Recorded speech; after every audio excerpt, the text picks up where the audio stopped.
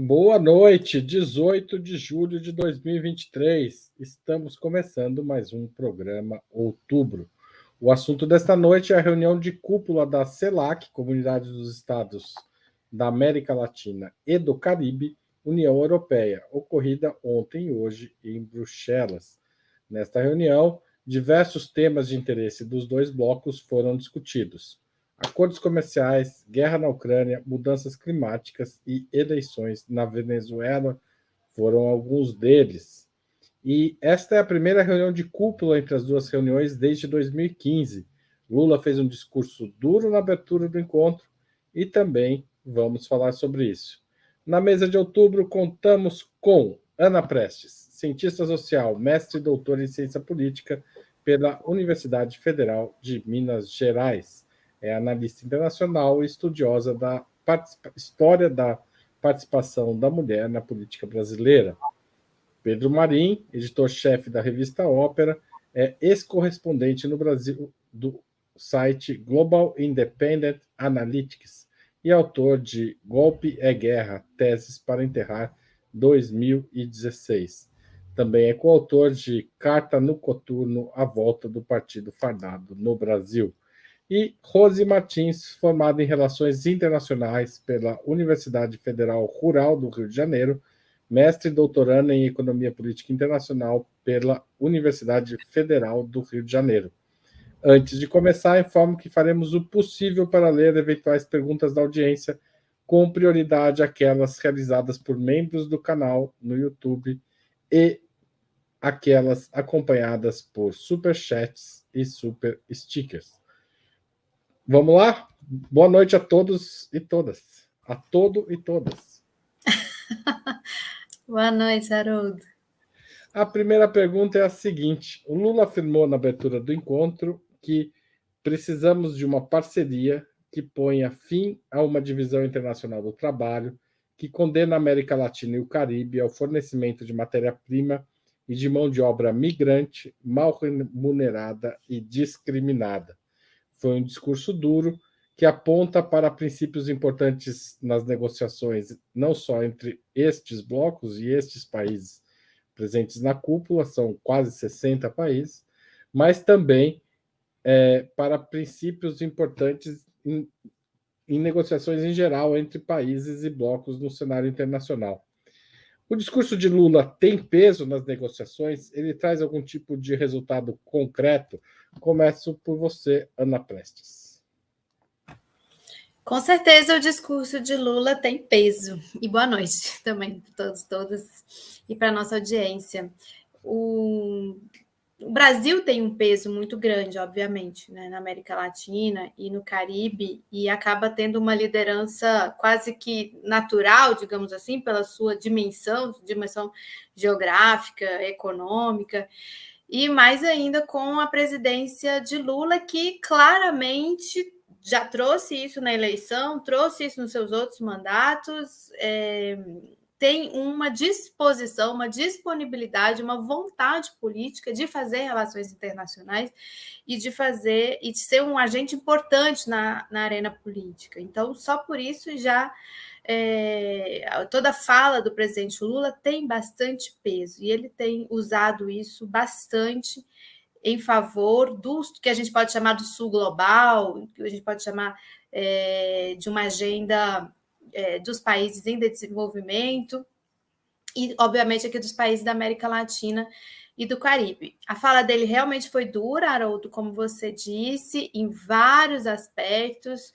Eu estava vendo outras falas, acho que do Gustavo Petro também, foi bastante enfática, no sentido de colocar realmente as cartas na mesa, no sentido de que a América Latina e o Caribe não querem continuar neste lugar que estão hoje. E aí o presidente Lula detalhou com uma economia primária exportadora, com a superexploração do trabalho.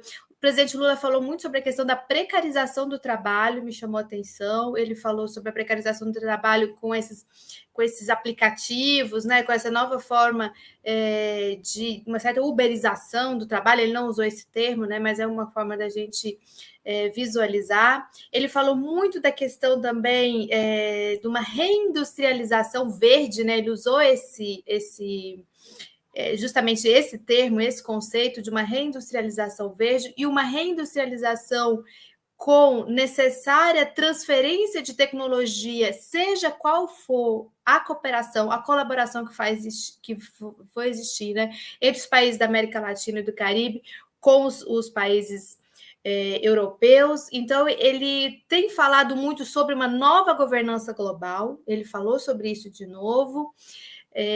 Inclusive, o Gustavo Petro me chamou a atenção que falou algo muito semelhante também ao que o Lula tem falado, que não bastam as retóricas das COPs, é preciso de decisões vinculantes numa nova governança global. Então, tudo isso tem a ver realmente com essa quebra de paradigma da divisão internacional do trabalho por uma divisão internacional do trabalho que respeite a América Latina e o Caribe como uma região a viver o desenvolvimento e a ter esse direito de se desenvolver plenamente e atender às suas necessidades, que aí ele sempre levanta a questão da desigualdade social, os desafios ambientais e climáticos, da transição energética. Então, acho que, na essência, essa foi a fala inicial do presidente Lula. Depois teve todas as reuniões bilaterais e outras reuniões, às vezes até trilaterais, reuniões menores também, em que ele também se posicionou. Obrigado, Ana. Rose Martins. Olá, boa noite, Haroldo, boa noite, Ana, Pedro, boa noite, público do Ópera. Olha, eu concordo muito com o que a Ana já trouxe, né? Concordo que tem peso. É uma fala que tem peso justamente por essa posição do Brasil quase que de liderança natural na região, dado seu tamanho, população, economia, né? A posição geoestratégica. E também eu acho que tem uma componente de que o Lula volta ao governo com a promessa de uma política externa voltada para a região. Gente, está dando um eco aqui para mim. Será que é de alguém? Agora parou. De uma política externa voltada para a região, né? Ele volta automaticamente para a CELAC. Então, existe toda uma conjuntura favorável à voz do Lula ter peso. Só que eu não sei se isso vai se traduzir na prática para resultados, porque acredito que esse encontro aí, sei lá, que a União Europeia, ele tem mais um caráter simbólico do que levar adiante projetos. Sinceramente, eu não vejo... São dois organismos que neste momento estão muito desconectados do que estão procurando. Mas, obviamente, que o Lula fala, e o mundo para ouvir o Lula, a gente já tem percebido isso na sua política externa, tem muito peso. E o Lula também, hoje, né, ele tem aquele meio podcast que ele está fazendo, que ele fez lá de Bruxelas com o Marcos do Show, e lá também a fala dele com o Show foi bastante dura. E aí ele focou na questão climática, né, na questão que ele não falou de forma direta, mas também é um componente dessa cúpula, a questão do acordo Mercosul-União Europeia, né? E aí o Lula ele volta na questão de que os europeus não estão cumprindo o Acordo de Paris, o Acordo de Quioto, o Protocolo de Quioto, e de que nem mesmo o que foi acordado em Copenhague, um valor destinado aos países que precisam fazer a transição, nem mesmo esse valor foi disponibilizado. Então, essa também foi uma fala muito sincera e muito dura em relação aos países europeus, porque tem uma questão que está incomodando muito o Lula, que é a questão das sanções, caso os países do Mercosul, e aí não é da CELAC, caso os países do Mercosul não cumpram o que foi acordado do ponto de vista ambiental e sejam sancionados. Então, eu acho que fazendo coro com o que o Lula tem feito há algum tempo, quando parece que ele toma as rédeas da política externa brasileira, as falas dele têm sido extremamente críticas à forma como o sistema internacional está funcionando, como os países desenvolvidos, né, os Estados Unidos e seus sócios europeus têm colocado os termos das relações internacionais, tanto na questão econômica, social e principalmente na climática, porque parece que a política externa brasileira cada vez mais está sendo direcionada para esse discurso climático. Esse parece que vai ser o mote da política externa brasileira. Então, acho que assim, foi importantíssima a fala do Lula, mesmo que a gente não vai ver grandes acordos, sei lá, que a União Europeia serem concretizados. Eu acho que é muito importante, porque o Lula ele tem uma capacidade natural de dar voz para os países do sul global, e essa questão climática eu acho muito importante, porque eu sinto que vem vindo uma armadilha aí dos países europeus. Desculpa aí, mas está difícil cumprir o tempo do reloginho. A gente vai ter que entender depois essa armadilha, depois eu vou pedir para a gente voltar a isso aí. Pedro Marim. Bom, boa noite, Haroldo, boa noite, Ana, boa noite, Rose, boa noite a todos que nos acompanham, todos e todas, né? Eu concordo muito com a fala da Rose e com a fala da Ana, quer dizer, existe um peso simbólico muito grande, não só para as falas do Lula em geral, mas especificamente para essa retomada.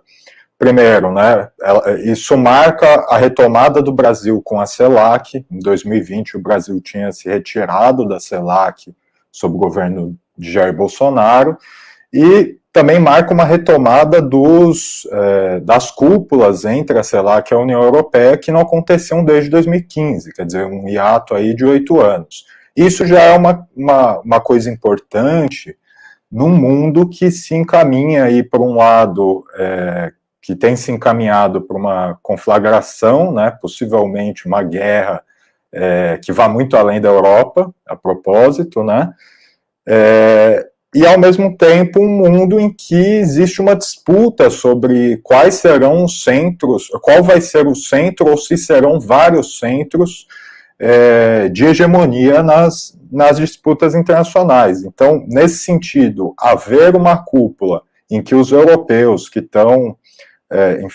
ali numa posição muito beligerante em relação à questão ucraniana, tem que se entender com a CELAC, que não é qualquer organização, são 33 países latino-americanos e caribenhos, isso já é bastante positivo, embora não gere efeitos concretos imediatos, né? Mas eu tenho trabalhado muito com a ideia de que num cenário em que parece que nem os europeus, nem os russos, nem os americanos estão dispostos a tratar da paz como uma coisa séria, vai caber aos povos e aos líderes do sul global realmente exercer uma pressão sobre esses centros e ver se alguma coisa sai disso. Quanto ao discurso do Lula, eu achei realmente um discurso bastante duro, na linha mais ou menos do que ele vem fazendo. Eu destacaria um outro ponto, além dessa questão da divisão internacional do trabalho e da questão migratória, mas que foi, primeiro, as referências, né, ao acordo do Mercosul, mas também o fato dele ter falado em relação à guerra da Ucrânia e ter falado em relação ao Haiti, que são dois temas que aparecem, ao fim, na declaração final dessa cúpula, né? Então, me parece que há aí, sim, uma inserção da posição, se não da posição de todos os estados latino-americanos e caribenhos, ou da posição do Brasil especificamente, ou desse estado especificamente, mas há uma influência dessa região do sul global sobre a Europa também. Rose, eu vou começar a pergunta pedindo que você explicasse o que você chama de armadilha europeia, que você acha que está sendo armada, e contextualizasse como ela aparece aí nessa reunião de cúpula, e depois eu vou pedir para o Pedro e para a Ana comentarem o que você está trazendo para a gente. Vamos lá? Olha, essa questão climática, assim, eu não tenho nenhuma teoria elaborada, é uma suposição. Essa questão climática de sancionar países por conta de questões climáticas é um discurso que está ganhando corpo cada vez mais vindo lá da Europa, né? Dos europeus que desde 2021, mesmo antes da guerra, estão queimando carvão, estão comprando gás de xisto dos Estados Unidos, que é daquela técnica de fracking, né, que perfura o solo e é considerada altamente poluente. Dizem que a Inglaterra já está fazendo isso, que a Hungria está fazendo isso, e tem esse discurso voltado para os países do sul global, que a gente pode chamar, ou de periferia. Ele está ganhando muito corpo. E eu vejo que é mais ou menos a partir de 2009. O Lula, ele fala nesse programa de hoje que ele fez com o Marcos do Show, ele fala sobre isso. O Lula discursou lá em Copenhague, na COP de 2009, e chamou os países envolvidos para responsabilidade. No programa mais cedo ele até falou, mas a China, né, não se industrializou na época da Revolução Industrial, porque ele fala claramente que naquela COP eles queriam culpar a China pela emissão de gás carbônico, enfim, pelos problemas ambientais. E o Lula foi muito aplaudido nessa COP, levou resultados positivos do Brasil. Só que aparece também que, por outro lado, começa a ter um aperto, né, de uma pressão cada vez maior dos países europeus, sobretudo, para levar essa agenda do clima como um motivo de sanção, como um motivo de imposição de restrições econômicas, e no acordo do Mercosul isso está aparecendo, né? Vamos sancionar caso o Brasil não cumpra as condições ambientais. Eu acho que é como se fosse eu já vi até o Breno falando sobre isso, um novo lawfare, assim, em relação aos países periféricos do sul global. E enquanto a Europa, né, já devastou suas florestas e está nessa situação aí cada vez mais queimando carvão altamente poluente, sem dar conta de também cumprir com os objetivos que são decididos nessas cúpulas internacionais. Essa questão do clima é uma questão extremamente sensível, porque às vezes, quando a gente vai discutir isso, às vezes também cai num negacionismo, enfim, eu acho que tem que ser uma galera que entende bastante disso para discutir isso com a profundidade que merece. Mas também o que a gente vê, que a demais da cobrança dos países europeus, a gente não vê contrapartida deles, nem mesmo nessas discussões internacionais, porque está muito difícil de chegar a um ponto comum, porque são interesses muito distintos. Como é que vão falar para a Europa agora que eles, em plena situação de insegurança energética por causa da guerra, não vão queimar carvão? Então, o discurso não pode ser pautado unilateral, como o Lula mesmo falou, com ameaças de sanções, em desconfianças, por parte dos países que já estão numa posição mais confortável em relação ao desenvolvimento, em relação ao desenvolvimento industrial. Então, é mais ou menos por aí, mas como eu disse, eu não tenho nenhuma teoria elaborada sobre isso, não, mas acho que esse tem sido um instrumento político que cada vez mais, e eu observo isso a partir de 2009, um instrumento político internacional que tem sido usado cada vez mais. Tá certo, obrigado. Pedro Marim. Bom, em linhas gerais eu concordo com a Rose, quer dizer, essa é uma armadilha que existe, e é uma posição que, quer dizer, o uso da questão climática como uma ferramenta de pressão dos centros hegemônicos contra o sul global é uma questão que realmente tende a aparecer. Ela lembrou da pressão exercida sobre a China em função do uso de carvão, e eu lembro que a posição dos chineses, então, foi muito certeira, né, que eles disseram, bom, tudo bem, vocês não querem que a gente polua tanto, não consumam tantos produtos que nós acabamos produzindo, né. Então, é óbvio que existe uma questão aí, eu acho que ao discutir isso, ao discutir a questão climática e ao discutir a questão da matriz energética que o mundo virá a adotar para combater a questão climática, existe uma questão que é chave para isso, que é desenvolvimento. Quer dizer, os países que ficaram para trás na corrida do desenvolvimento precisam de compensações, porque nós não vamos entregar o lítio, nós não vamos entregar as terras raras, nós não vamos entregar, enfim, uma série de commodities para alimentar a Europa, alimentar literalmente, né, mas também alimentar com energia, e continuar na periferia, continuar no subdesenvolvimento, continuar na pobreza. E isso os europeus, por exemplo, os norte-americanos também, têm que compreender, quer dizer, nós precisamos nos desenvolver. Nesse sentido, sem dúvidas, existe uma armadilha, e essa armadilha foi colocada pelos europeus quando fizeram a sua side letter, né, a sua carta anexo ao acordo Mercosul, União Europeia, que previa ali a possibilidade de aplicar sanções caso os países do Mercosul não seguissem as metas climáticas definidas ali. E aí o Lula toma uma posição muito correta, a Argentina tem tomado uma posição muito correta, etc.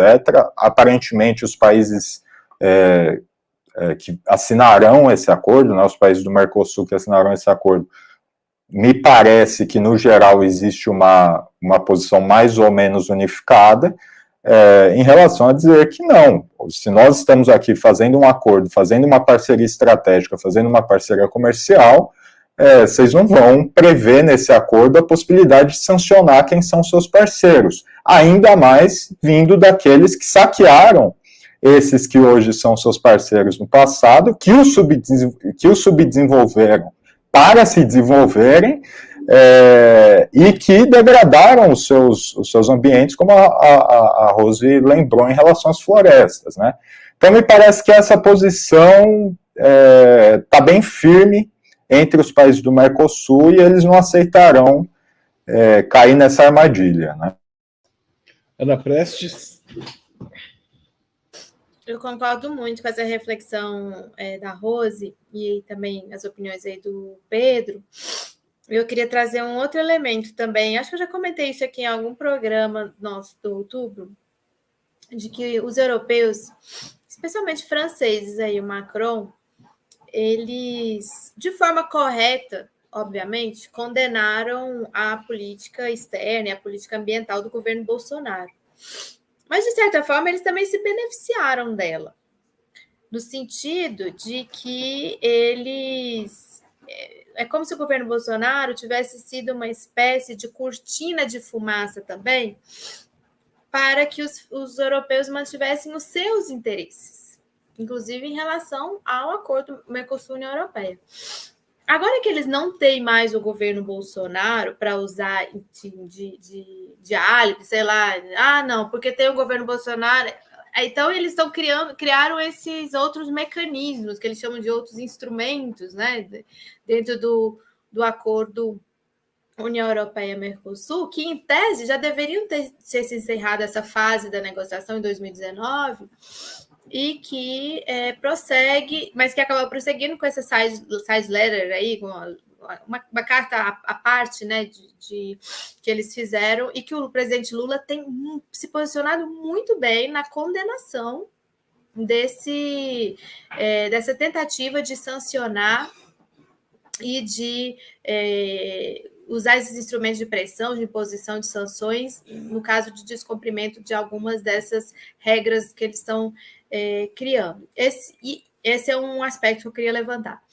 O outro é que, por exemplo, quando existem outras propostas, não sei se vocês acompanharam que o Gustavo Petro apresentou uma outra proposta de perdão de dívida em troca de ações climáticas, que seria, assim, aí uma proposta, inclusive, de reparação, né, a todo o dano já provocado pela Europa aqui na América Latina e no Caribe. Aí eles não querem discutir, né? Deixam lá embaixo do perfil, não dão evidência.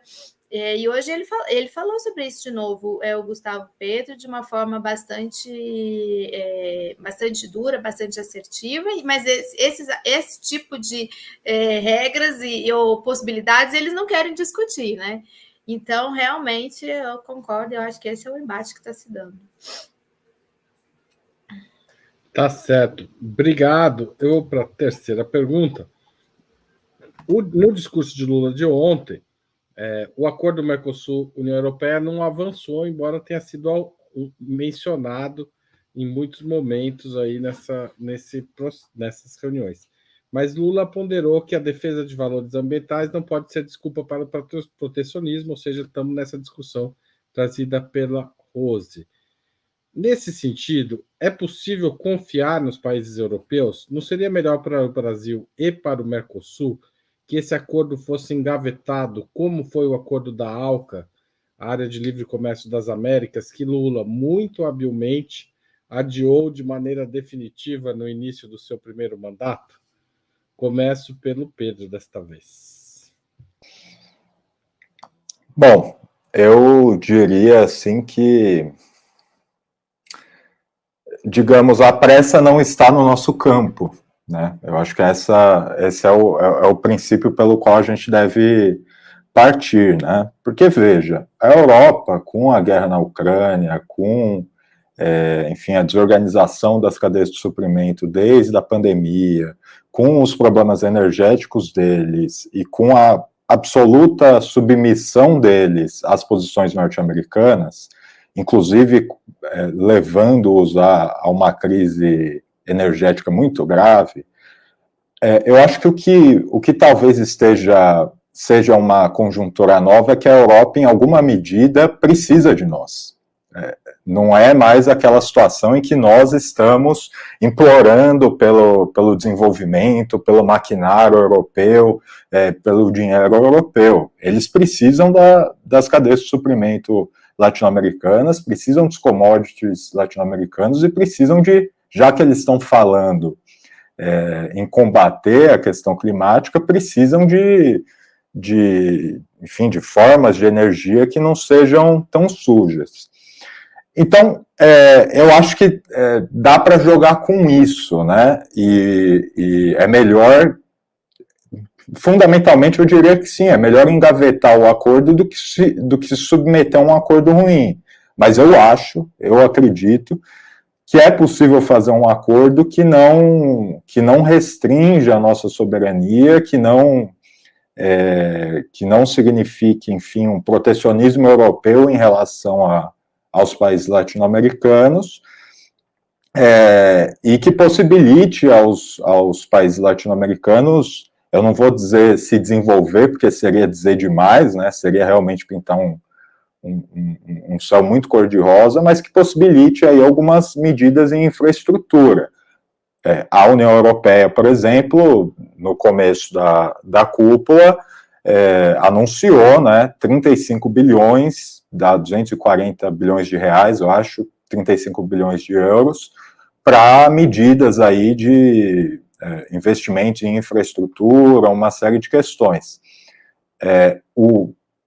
Esse conjunto de investimentos está num programa europeu que chama Global Gateway, né, que seria alguma coisa como portão global, porteira global, via de acesso global, alguma coisa assim. E é evidente que os europeus estão interessados em que essa porteira os beneficie, deixe eles passar e não necessariamente deixe a gente passar.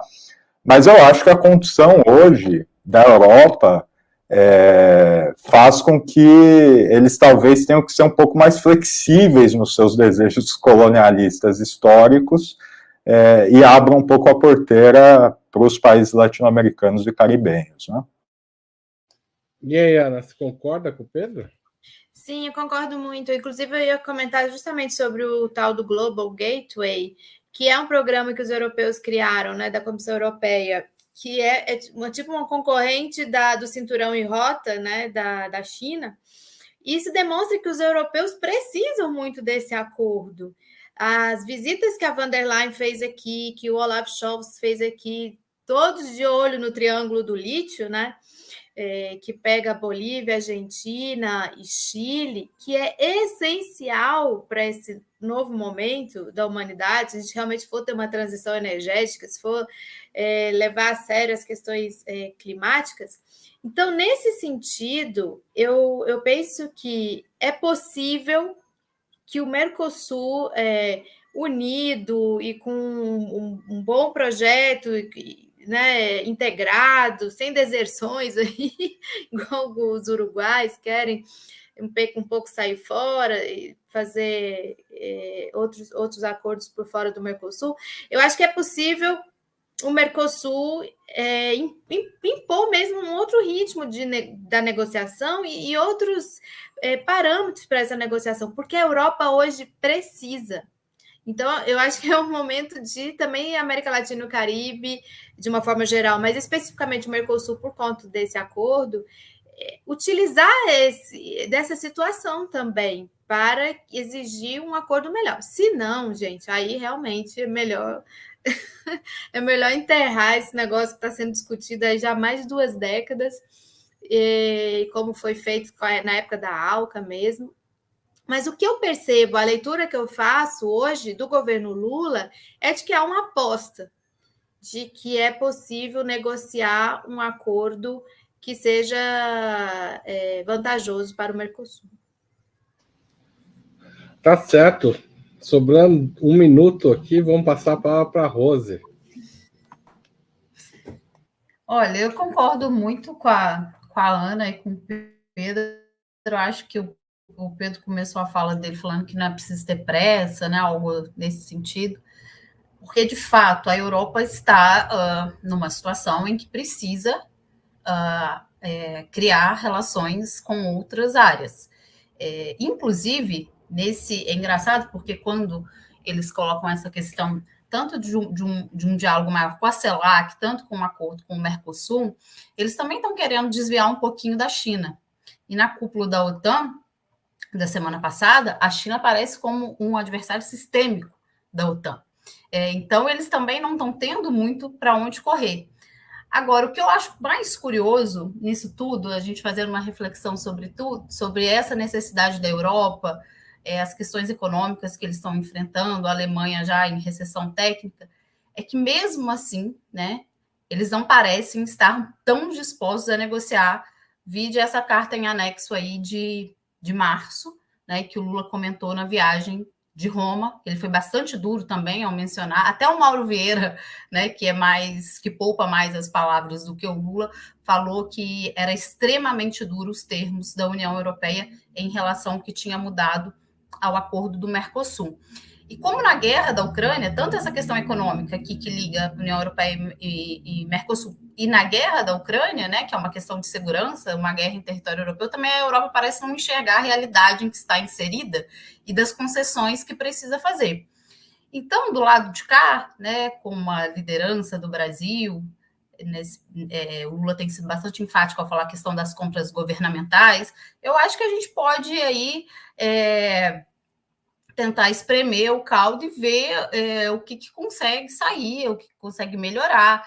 Mas a minha opinião, talvez mais radical, é que ao fim, ao cabo, esse acordo não é bom para a região. Eu acho que ele acaba, apesar dos ganhos que pode ter, eu acho que ele pode acabar intensificando uma condição primária exportadora dos países do Mercosul. Né? Eu acho que tem essa questão que talvez a gente não veja no curto prazo, no curto ou no médio prazo, mas no longo prazo é um problema. E o que parece é que a Europa está querendo abrir um mercado aí para abrir as economias, né? Mercados para serviços e seus produtos industriais. Então, se eu fosse dar uma resposta pensando mais no longo prazo, eu acho que, assim como a ALCA, esse acordo deveria ser enterrado. Eu acho que essa não é a posição diplomática mais aceitável, que deveria ser feito neste momento, né? Vamos lá ficar conversando, mas eu acho que até a posição do Lula, bastante enfática em relação às compras governamentais, de falar que não é negociável, eu acho que já indica o que vai virar esse acordo, porque também os europeus não querem abrir mão. Mas acho que os trâmites diplomáticos eles têm que seguir, e eu acho que o tempo vai mostrar que talvez não seja tão fácil fechar esse acordo, porque a Europa, mesmo precisando, não está querendo mudar os termos. Tá certo. Bom, antes da gente continuar, eu queria convidar todo mundo que está assistindo a apoiar o jornalismo de Ópera Mundi. A forma mais tradicional de fazer é fazer uma assinatura solidária em nosso site, operamundi.com.br/apoio. Tem várias faixas, mensal, anual, valores diferentes também. Escolha lá que cabe no seu bolso e ajude a democratização da comunicação. Outra forma é se tornar membro pagante do nosso canal no YouTube. É só clicar em Seja Membro. Quem estiver assistindo na plataforma, esse botão aparece embaixo do vídeo. Também você pode fazer um super chat ou um super sticker e mandar uma pergunta. Se você quiser, a gente vai tentar responder aqui. Outra forma ainda é mandar um valeu demais se você estiver assistindo a um programa gravado, ou ainda um Pix a qualquer hora do dia ou da noite. Não precisa nem estar assistindo a Opera Mundi, é só lembrar da gente e aquele amor você manda para a gente na forma de alguns tostões, tá certo? É muito importante para combater as fake news e para construir um debate sério e profundo sobre a nossa realidade, a existência de programas como este que a gente está tendo aqui. E para que ele exista, nós precisamos ter um apoio financeiro, e ele só vem dos nossos espectadores. A gente não pode contar com as grandes empresas para fazê-lo. Bom, vamos adiante aqui no nosso debate. Mudando um pouco de assunto, os países da CELAC reivindicaram autonomia em relação à guerra na Ucrânia e obtiveram uma declaração final que não condena a Rússia. Essa declaração final defende, abre aspas, os esforços diplomáticos que buscam uma paz justa e sustentável em consonância com a Carta das Nações Unidas. Apenas a Nicarágua se opôs ao texto. Essa foi uma vitória latino-americana. Começa a Rose dessa vez, não é isso? Ou eu estou errado? Ou é a Ana Prestes? Eu acho que é a Ana. É a Ana. Não sei, acho que sou eu? Você sim. Tá bom. Foi uma vitória, sim, acredito que sim. Imagina, gente, a condenação da Rússia é o que os europeus só pensam nisso. Nesses últimos tempos, só fazem isso, só pensam nisso. Ontem nós fizemos, inclusive, aqui o Roda Mundo, aqui no Opera Mundi, viu? Toda segunda-feira, às 17h30. Deixa aqui o recado. Não percam, é muito bom o programa. Uma roda sobre geopolítica, relações internacionais só com mulheres. Às vezes a Rose é convidada também. E a gente estava falando diretamente sobre isso. Como que o Zelensky não apareceu por lá, né? Como que conseguiram fazer com que o Zelensky não baixasse lá? Porque ele está indo em tudo, né? Ele é hoje o garoto propaganda, né? Desse esforço europeu na guerra, em promover a guerra, porque acabamos de sair de uma cúpula da OTAN também, em que o resultado foi esse. Imagina se para os europeus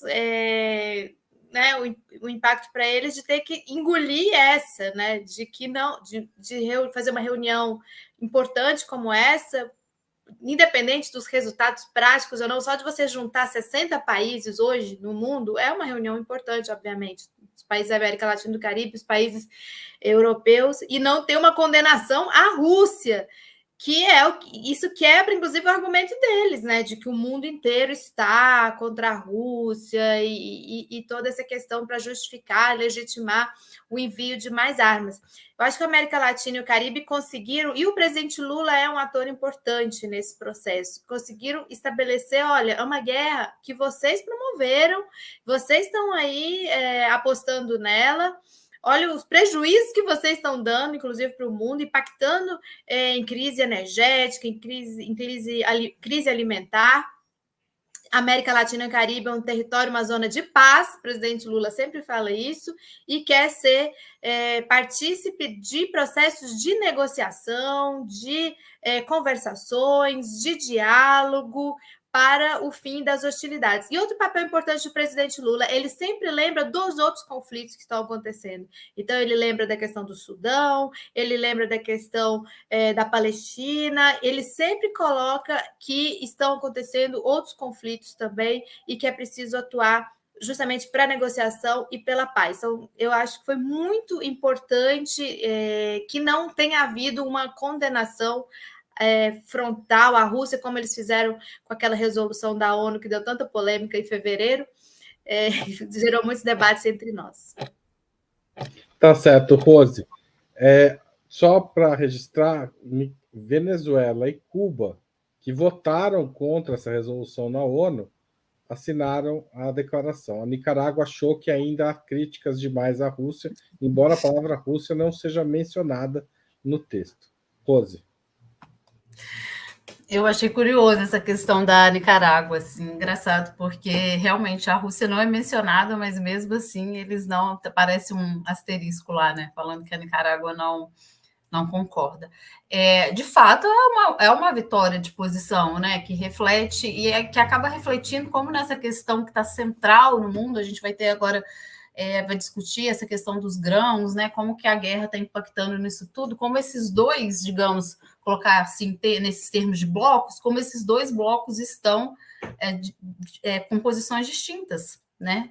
Porque se a gente não pode falar que o mundo também está dividido em blocos, China e Rússia de um lado, Estados Unidos e os países europeus de outro, a gente pode pelo menos falar, acho que em vias, né? Em vias o que eles acham, como as coisas devem se rolar no sistema internacional e como ali a CELAC, América Latina e Caribe estão enxergando isso. E mostra também como que a Europa está encontrando muita dificuldade com o agravamento de diversas crises no sistema internacional de segurança, da questão alimentar, energética, humanitária, e como a Europa está, ao lado dos Estados Unidos, enfrentando uma espécie de crise de liderança, né? Do que eles podem vender como que deve ser discutido nas Nações Unidas, né? Porque mesmo os países que votaram lá na Assembleia, que a Ana já citou, na Assembleia Geral, naquela votação do início do ano, pela condenação da Rússia, mesmo esses países, eles não querem se envolver, eles não querem ir adiante nesse problema da guerra. E sobre o texto final, ele me surpreendeu, eu fiquei surpreendida, porque ele foi muito brando em relação à Rússia, né? Em falar, e aí acho também que tem um papel forte do Lula. Esse texto parece que foi muito discutido, muito negociado. Então, a Europa, no final mesmo, acabou perdendo. E, inclusive, eu quero até falar, a Ana começou a falar dela, falando do Zelensky, parece que tentaram levar o Zelensky, né? E os países da CELAC que não concordaram com a presença dele. Né? Eles queriam... Olha que despropósito, né? Uma coisa que não tem nada a ver. Inclusive, tem uma jornalista da CNN que falou assim, como assim não tem nada a ver? A guerra é em território europeu. Ele tinha que participar, a imprensa da CNN aqui do Brasil. Ele nem faz parte da União Europeia. Exatamente. É uma loucura. Uma jornalista da CNN, eu assisti ela falando isso. Então, assim, eu acho que acaba para finalizar, assim, vendo como essa encalacrada que a Europa está em relação à guerra, né? Porque está perdendo a guerra em seu território, está enfrentando... Vai ter essa questão dos grãos agora, né? Que deu o ano do acordo e a Rússia se retirou. Tem a questão energética, que desembocou em problemas econômicos, estão passando por problemas sociais, é o caso da França, né? Mas não só da França também, em Portugal, e mesmo assim continuam nesse tipo de política de defesa da posição da Ucrânia, e foram levar isso para outro fórum, né? Para países que não estão envolvidos diretamente e querem manter uma distância, né? Então é um papel ridículo, é uma derrota, um papel ridículo, na minha visão. Obrigado, Rose. Pedro Marim. Bom, eu diria que sim, é uma vitória da América Latina, mas, de certa forma, é uma vitória para o mundo também, que não haja essa condenação num desses documentos.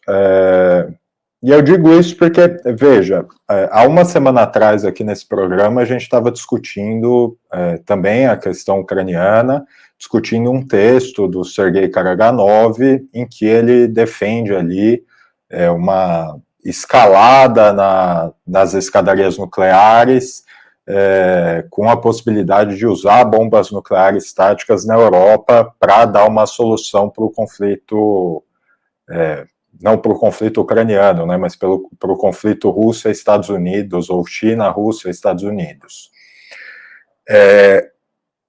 Esse tipo de coisa é muito perigosa, e a gente está vivendo, de fato, esses perigos, né? Embora haja uma certa apatia geral em relação a esses perigos, a gente, de fato, está vivendo esses perigos. Infelizmente, aqueles que deveriam ser os maiores interessados em buscar uma saída negociada, em buscar um cessar-fogo imediato, em buscar uma paz, um processo de paz ali entre a Rússia e a Ucrânia, que são os europeus, já que se trata ali do território deles, das portas deles, etc., eles não estão cumprindo a posição que lhes caberia, que seria buscar isso. Pelo contrário, eles se submeteram ao que é a posição norte-americana, que fica numa posição muito confortável, porque não está na Europa, né? Está lá de longe armando mais uma guerra do outro lado do mundo e colocando a Europa inteira como bucha de canhão. Infelizmente, os europeus não estão tomando a posição que lhes caberia. E aí a gente tem uma situação muito difícil, em que a Rússia não recuará por si só, a Rússia tem conseguido sustentar a guerra, tem tido avanços com eventuais retrocessos, etc., mas está segurando ali o terreno do ponto de vista militar. A Ucrânia, o Zelensky, eu não quero ser muito duro, mas digamos que é um tanto hipócrita um líder que agora insiste tanto em manter a beligerância acima de tudo, inclusive a custo do seu povo, sendo que esse líder foi eleito sob uma plataforma de dar fim à guerra civil na Ucrânia. Os Estados Unidos é muito conveniente para eles. Então, veja, a gente está vivendo uma situação muito curiosa em que o sul global talvez tenha que civilizar os europeus, né? Ensinar para eles para pararem de serem tão bárbaros, ficarem guerreando, ficarem dando arma para lá e para cá para fazer dinheiro, etc. E nesse sentido, a cúpula da CELAC foi muito boa. E eu acho que esse é o caminho que talvez nos evite de justamente ver um mundo aí em que bombas nucleares táticas ou estratégicas comecem a ser usadas, né? Tá certo. Vamos falar um pouco de Venezuela, porque a declaração também menciona a situação política no país e o texto, abre aspas, encoraja um diálogo construtivo entre as partes das negociações lideradas por venezuelanos na cidade do México. Numa reunião lá em Bruxelas, que contou com a presença de membros do governo Maduro, da oposição, do presidente Lula, de Emmanuel Macron, da França, do Petro, da Colômbia, de Alberto Fernandes, da Argentina, e de Josep Borrell, que é chefe da diplomacia da União Europeia, traçou-se um plano para que as eleições de 2024 sejam reconhecidas e se coloque fim ao isolamento da Venezuela no cenário internacional, o isolamento do qual a Europa é talvez o membro mais ativo, né?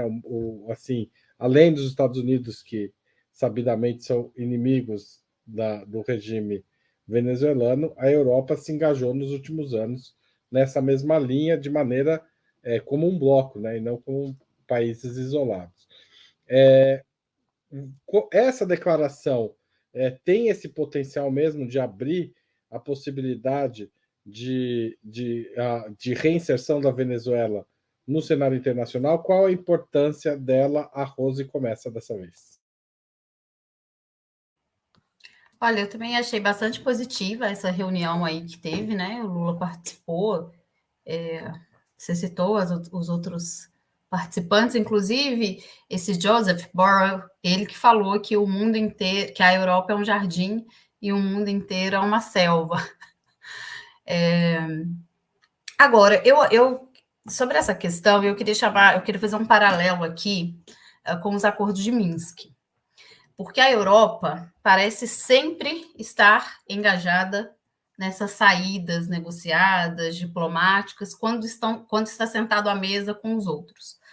Mas quando os Estados Unidos não sentam à mesa para fazer essa negociação, aí tudo é conversado, negociado e a história é outra, né? E nos acordos de Minsk foi isso que aconteceu. Essa guerra que está acontecendo agora, ela poderia não ter acontecido caso os acordos de Minsk tivessem sido cumpridos em relação lá à região do Donbas, que foi onde a Rússia entrou primeiro em fevereiro do ano passado.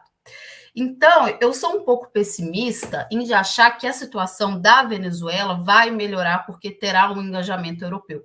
Porque, infelizmente, nesse momento, eu não vejo que a Europa tenha uma estratégia independente dos Estados Unidos para qualquer assunto. Muito sinceramente. Essa última cúpula da OTAN, ela mostra isso. A forma como eles abordaram a China, como a China foi citada no documento, ela foi citada como um adversário sistêmico da OTAN. né? A China não oferece. Qual é a segurança, qual é a ameaça de segurança que a China oferece para os países europeus? Né? Nem para o seu entorno imediato a China oferece a projeção chinesa de outros. Nem o Vietnã atualmente está muito preocupado com a posição da China. Exatamente. Tem tipo 2.000 anos Exatamente. de A projeção chinesa é feita em outros termos. Eles lá colocarem, fomentarem um discurso russofóbico, que é preciso ter medo dos russos, porque os russos têm armas nucleares, a gente até entende, já é mais batido. Mas, então, eu estou fazendo esse paralelo com os acordos de Minsk, falando da cúpula, para chegar no meu argumento que eu não acredito que a Europa tenha esse poder de levar adiante, né, consiga levar adiante qualquer iniciativa que os Estados Unidos não estejam de acordo. Pode ser que, dada a conjuntura, porque tem as questões internas dos Estados Unidos, né? Eles tiveram uma aproximação aí com a Venezuela por conta do petróleo, por causa da guerra da Ucrânia. Pode ser que eles queiram também alguma melhora na situação. Mas caso eles não estejam envolvidos, não acho que a Europa a União Europeia vá se engajar. Não estou dizendo que não é positivo que tenha essa reunião, que o Lula tenha participado e que as coisas, né, o quadro pode melhorar. Mas eu acho que também nessa questão, como na questão climática, eu acho que ela precisa ser resolvida aqui, regionalmente, né, de uma forma que as saídas sejam discutidas de uma forma mais regional, porque não acho que a Europa tenha autonomia para tomar uma posição em relação à Venezuela, que, né, tem questões conflitantes com os Estados Unidos, a não ser que os Estados Unidos, né, queiram deixar essa questão para lá. Tá certo. Pedro Marim. Bom, primeiro eu concordo com a Rose com a posição de que é melhor que essas coisas sejam resolvidas regionalmente, né? E eu diria até que, de certa forma, elas já estão, no sentido de que a declaração, essa posição dos europeus em relação à Venezuela é menos um gatilho para uma solução da Venezuela e mais um sintoma de que a Europa se encontra numa situação em que ela não pode exatamente sair submetendo a América Latina como fazia. Embora, aí sendo um pouco pessimista e realista, na linha da Rose, com a qual eu estou de acordo, a propósito, no geral eu que sou pessimista, né? Embora os Estados Unidos, sem dúvidas, e os europeus associados a eles, saibam bem, tenham assim uma ampla experiência com submeter os outros países aos seus desígnios, né? Mas isso aí é uma outra questão que diz respeito a garantir a soberania por meio da força, né? Pensando do ponto de vista diplomático, eu acho que a Venezuela, veja, os Estados Unidos já aprovaram amplíssimas sanções contra a Venezuela na perspectiva de derrubar Maduro e não conseguiram. Os Estados Unidos criaram, desde o golpe contra Chávez, desde o começo dos anos 2000, pelo menos uns 3 ou 4 fantoches diferentes, aliás, muitos outros, né, mas 3 ou 4 relevantes. Então, Guaidó, Leopoldo Lopes, Henrique Capriles, Maria Corina Machado, enfim, a gente pode continuar, né? E isso também não resolveu o problema deles, que era o PSUV está no governo, o Chávez está no governo, o Maduro agora está no governo. Então, veja, não me parece que eles tentaram invadir, inclusive, a Venezuela com aquela operação ridícula, né, usando paramilitares ali, também não deu certo. Então, se eles não quiserem negociar, muito bem, só se trata da maior reserva de petróleo do mundo, num mundo em que as pessoas estão desesperadas por baixar um pouco o preço da energia lá na Europa, entende? Não a Venezuela até segue vivendo uma crise, precisa em alguma medida aumentar suas relações comerciais, mas assim, se a coisa está ruim para a Venezuela, parece que a coisa também vai azedar para a Europa, né? Então, é melhor promover algum tipo de contato mesmo. E fazendo aqui uma nota bem rapidinha, mas só para comentar esses últimos acontecimentos na Venezuela, A gente tem visto aí na imprensa nas últimas semanas uma gritaria em relação à suposta perseguição de candidatos opositores na Venezuela, que seriam a única salvação, a única alternativa real a Maduro. E eu citei aqui, né, Leopoldo Lopes, Henrique Capriles, Maria Corina Machado, que são figuras que tiveram no passado absolutamente implicadas em tentativas de golpe de Estado, né, seja lá a salida, seja a tentativa de golpe contra Chávez, enfim. Então, assim, esse discurso democrático da imprensa impressiona porque é um discurso democrático que defende aqueles que são golpistas, né, ou que foram golpistas, no mínimo. Não a todos os amigos de Jair Bolsonaro, né? Vamos lembrar disso aqui, né? Ana Prestes. É só começar aí pelo finalzinho do Pedro. Quem conhece a história da Maria Corina, quem acompanha a Venezuela nos últimos 20 anos, fica até rindo, né? De como a nossa imprensa insufla, né, essa figura.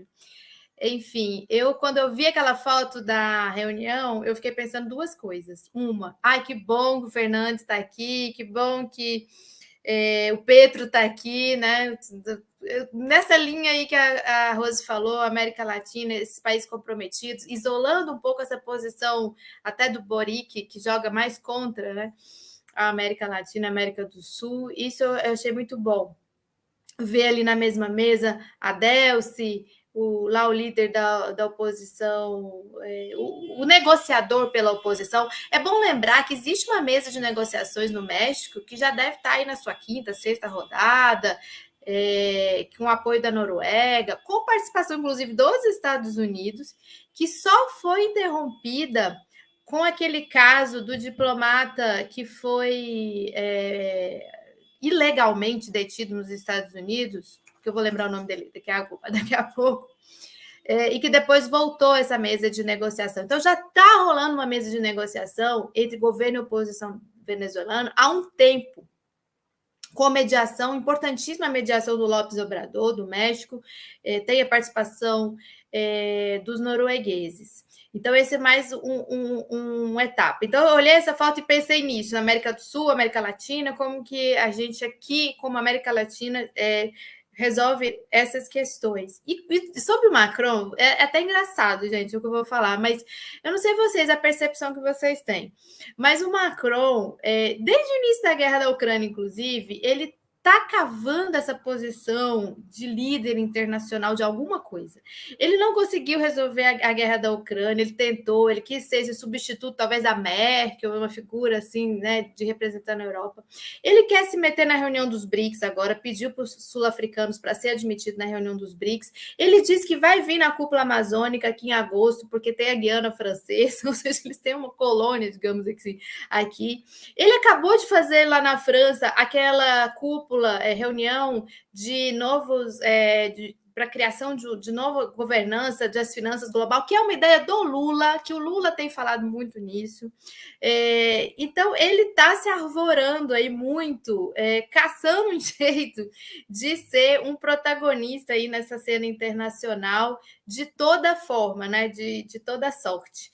Então, eu achei... E por que eu estou falando isso? Porque, assim como a Rose genialmente colocou aqui a questão dos acordos de Minsk, como eles não cumpriram, e depois a Merkel, inclusive, admitiu que aquilo era uma enrolação para se preparar a Ucrânia para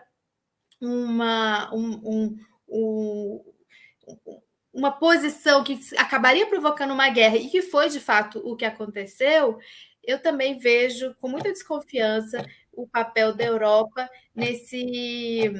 nessas negociações. E, ao mesmo tempo, concordo com o Pedro quando ele diz que isso é mais reflexo de um fortalecimento, de uma integração, de uma maturidade da América do Sul para lidar com seus problemas, do que realmente uma vontade da Europa de ajudar. Muito bem, chegamos ao fim do nosso programa de hoje, né? Todo mundo falou, né? Não me perdi, não, né? Alex Saab, alguém falou, Pedro Marinho lembrou aqui, o diplomata venezuelano que foi preso em Cabo Verde e levado para os Estados Unidos. Muito bem, muito bem. Obrigado, Pedro. Uma conversinha paralela aqui, ele registrou aí. Gente, obrigado a vocês que participaram, obrigado a a todo mundo que assistiu. Se você gostou desse programa, eu queria fazer uma sugestão. A gente tem um programa 20 minutos especial com Milton Rondó Filho, diplomata de carreira, muito importante na denúncia do golpe contra a presidenta Dilma, em que ele fala se a política externa é o maior triunfo do governo Lula. Procurem aí, Milton Rondó Filho. Quem estiver assistindo o programa gravado já vai ter um cardzinho para clicar em cima e assistir. Mas quem estiver assistindo ao vivo tem que dar uma busca, porque não deu tempo da gente... Eu até vou jogar aqui no chat, talvez dê para o pessoal clicar e assistir, tá certo? Se não der, procure. Boa noite a todos e todas e até mais. Valeu! Tchau, tchau.